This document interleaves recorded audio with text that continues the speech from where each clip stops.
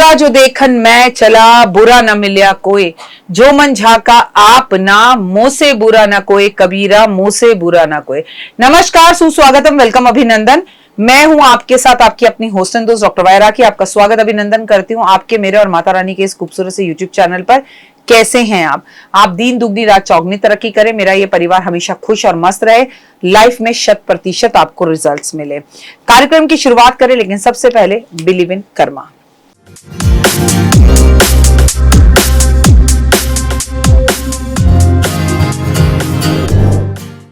अगर आप मुझे सिर्फ इंस्टा की रील्स पर देख रहे हैं, जैसा कि मैं कुछ दिन से देख रही हूं कि लोग मुझे 5 मिनट स्टोरी पर या डॉक्टर वायरा की इस यूट्यूब चैनल पर नहीं देख रहे, बस आते हैं फटाफट इंस्टा पर मुझे फॉलो करते हैं और चले जाते हैं, तो मेरी इतनी 8-8 मिनट की वीडियो बनानी बेकार हो जाती है। और इंस्टा पर मैं आपको 2 मिनट में संस्कार नहीं सिखा सकती, ज्ञान नहीं दे सकती और खुलकर चीजों को नहीं बता सकती। इसलिए मेरा आप लोगों से हाथ जोड़कर निवेदन है कि अगर अभी आप मेरे परिवार का नया हिस्सा बने हैं तो आपका स्वागत अभिनंदन है, अन्यथा मुझे YouTube believe in Karma, 5 minute story और बेहद ज्यादा जरूरी है इस चैनल जो मेरा ये संसार है, इस पर देखें जरूर, ताकि आप कंप्लीट वीडियोस देख सकें और जानकारी जान सकें। हम सबके जीवन में ना मम्मियां होती हैं, बहुत कम ऐसे लोग होते हैं जिनके जीवन में माँ नहीं होती, लेकिन माँ दुनिया में किसी भी घर में क्यों ना हो, उसकी एक ही आदत होती है, वो चाहे मैं क्यों ना हूं, कबाड़ इकट्ठा करने की। जी हाँ, ये मेरे को मेरी दादी ने दिया था, ये मेरे को मेरी नानी ने दिया था, ये कभी काम आ जाएगा, इसे क्यों फेंकें, फिर बड़ा महंगा आएगा। लेकिन वो ये नहीं जानती कि ये छोटी छोटी सी उनकी आदतें, कंजूसी वाली और चीजों को संभाल के रखने वाली, उन्हें बड़े कष्ट और तकलीफें दे सकती हैं, उनके परिवार वालों को 100 वर्ष पीछे कर सकती हैं और लाइफ में प्रॉब्लम ला सकती है। मेरी इस बात को बहुत ध्यान से समझिएगा।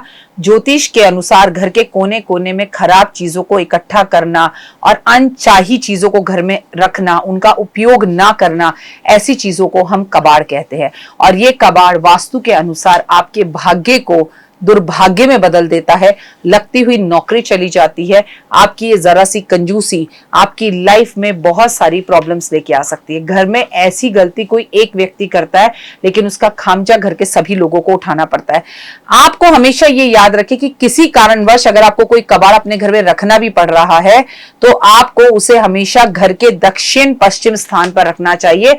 कबाड़ को या भारी चीजों को अपने घर के दक्षिण के कोने में रखें तो वो ज्यादा बेहतर होता है, उससे आपको नुकसान कम होता है। लेकिन पहली बात, जैसे हम इमोशनली बहुत अटैच्ड होते हैं, मान लीजिए घर में कोई मर गया, उसकी मृत्यु हो गई, किसी का निधन हो गया, वो निधन हो गया, हम उसके सामान को ऐसे सहज सहज के रखेंगे। इस पे ये शर्ट उन्हें बड़ी पसंद थी, ये उन्हें बहुत पसंद था, लेकिन आपको नहीं लगता जिस शरीर में, जिस नाम से, जिस बात से वो जाना जाता था, जब वो ही चला गया तो उसकी शर्ट रखकर आप क्या कर लेंगे?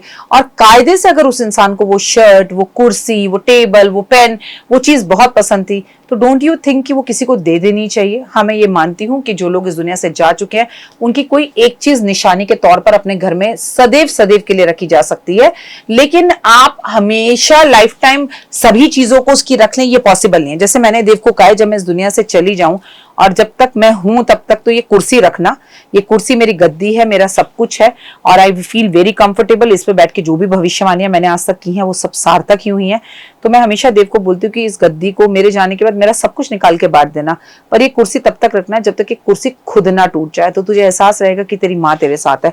और डोंट यू थिंक ये कुर्सी बहुत ज्यादा जगह भी नहीं लेगी। और मेरे बाद जैसे कि वो ज्योतिष सीख रहा है, अभी उसने पीछे किसी के टैरो करे और उसे पैसे मिले, और वो मैं जब वापस आई तो पैर छू कर उसने मुझे सबसे पहले पैसे दिए और मैंने बोला ये क्या कर रहा है, तो उसने मुझे बोला माँ ये मेरी पहली कमाई है जो मैं तुम्हें दे रहा हूँ। तो आई फील सो गुड, इतना अच्छा फील हुआ, ये शब्दों में बयां करना थोड़ा सा मुश्किल है।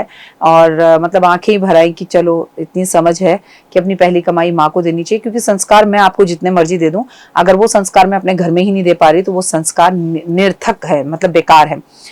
सो अगर वो इस प्रोफेशन को अपनाता है तो बेहतर है इस कुर्सी पर बैठकर अपनाए। अनुपयोगी सामान को घर के ईशान कोण में कभी नहीं रखना चाहिए। ऐसे घर में कभी नहीं सोना, ऐसे कमरे में कभी नहीं सोना चाहिए जिस कमरे में कबाड़ हो। ऐसे कमरे में अपने जरूरी डॉक्यूमेंट्स नहीं रखने चाहिए जिसमें कबाड़ हो। कई बार लोग सोचते हैं ना घर में 3-3 4-4 मेड हैं, कबाड़ के अंदर हम जाके छुपा के अपने जेवर रख देते हैं या इनकम टैक्स के पेपर रख देते हैं या कुछ जरूरी पेन ड्राइव्स रख देते हैं। कौन सोचेगा कि इस कबाड़ के अंदर कुछ हो सकता है। तो ऐसे लोग कर्जे में दबते चले जाते हैं, उनकी जिंदगी बर्बाद हो जाती है और उन्हें बहुत नुकसान भी उठाना पड़ता है और कई बार उनकी कीमती चीजें घर से चोरी भी हो जाती है। कबाड़ को कभी भी घर की छत पर और बालकनी में नहीं रखना चाहिए। जिन लोगों की घर की छत पर पुराना लोहा, पुरानी लक्कड़, पुराना अखबार, पुराना कबाड़, पुराना फर्नीचर, टूटा फूटा लोहा पड़ा रहता है, आप कभी भी आजमा लेना, उस घर का मुखिया हमेशा आपको अस्पताल में मिलेगा या फिर आपको वो व्यक्ति हमेशा लोगों से अपमान पाता हुआ दिखाई देगा। कभी उसके जीवन में कुछ अच्छा नहीं होगा। वास्तु के अनुसार कबाड़ को आपको रखना ही नहीं चाहिए घर में, लेकिन अगर बहुत ही ज्यादा कोई जरूरी चीज है तो उसे भी तमीज से पैकिंग कर कर कबाड़ जो कार्टन होते हैं कार्टन्स के अंदर रखना चाहिए। वास्तु के अनुसार कबाड़ घर से जल्दी जल्दी निकालना चाहिए।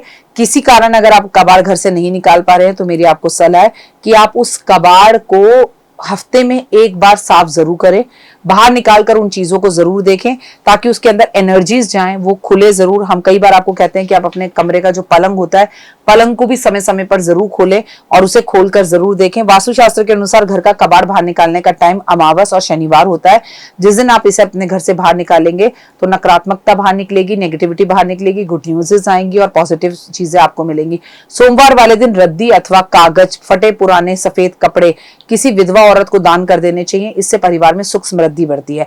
मंगलवार वाले दिन पुराने फटे कटे कपड़े, तांबे के बर्तन, टूटे फूटे बर्तन किसी चौकीदार को दे देने से आपकी संपत्ति में वृद्धि होती है। बुधवार वाले दिन टूटे कांच के बर्तन, क्रॉकरी किसी गरीब व्यक्ति को दान करने से आपको जो कर्जा होता है उससे मुक्ति मिलती है। गुरुवार वाले दिन अगर हम पुराने फटे कटे कपड़े जो है, पुरानी किताबें अथवा पुरानी पीतल के जो बर्तन होते हैं वो किसी गरीब ब्राह्मण को, जरूरतमंद को दान करते हैं तो आपका सोया हुआ भाग्य तेजी से जागता है। शुक्रवार वाले दिन अगर आप पुराने रेशमी कपड़े और साड़ियां जिनमें कीड़ा लग रहा है, खराब हो गई हैं या पर्दे हैं, चदरें हैं, वो किसी सुहागन स्त्री को दान करते हैं तो इससे आपके घर में सुख समृद्धि और धन दौलत आती है। शनिवार वाले दिन अगर आप सुबह सफेद काले कपड़े, पुराने स्टील के बर्तन, बंद म्यूजिक सिस्टम, बंद मोबाइल चार्जर्स, लकड़ी का सामान, शाम के टाइम पर बंद घड़ियां, ये किसी भी व्यक्ति को अगर आप देते हैं और ऐसा करने से आपके जीवन में जो तंत्र मंत्र किया गया है उससे आपको जबरदस्त मुक्ति मिलती है और आपका जीवन सुरक्षित और खूबसूरत होता है।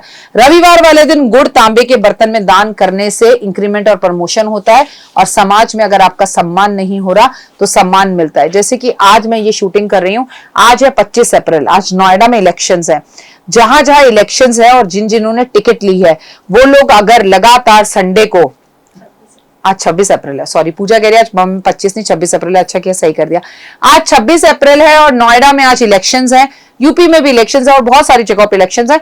तो मैं बस ये कहना चाह रही हूँ जैसे आपके इलेक्शंस के रिजल्ट्स जब तक नहीं आते, जब तक आप गुड़ और तांबे के लोटे में गेहूं भरकर अगर दान करते रहें तो आपके जीतने के चांसेस बहुत हद तक बढ़ जाते हैं और आपका नाम भी दुनिया में होता है। अगर अभी तक आपने मुझे फॉलो, लाइक, लव, शेयर नहीं किया तो जरूर करें। कमेंट्स में जय माता दी।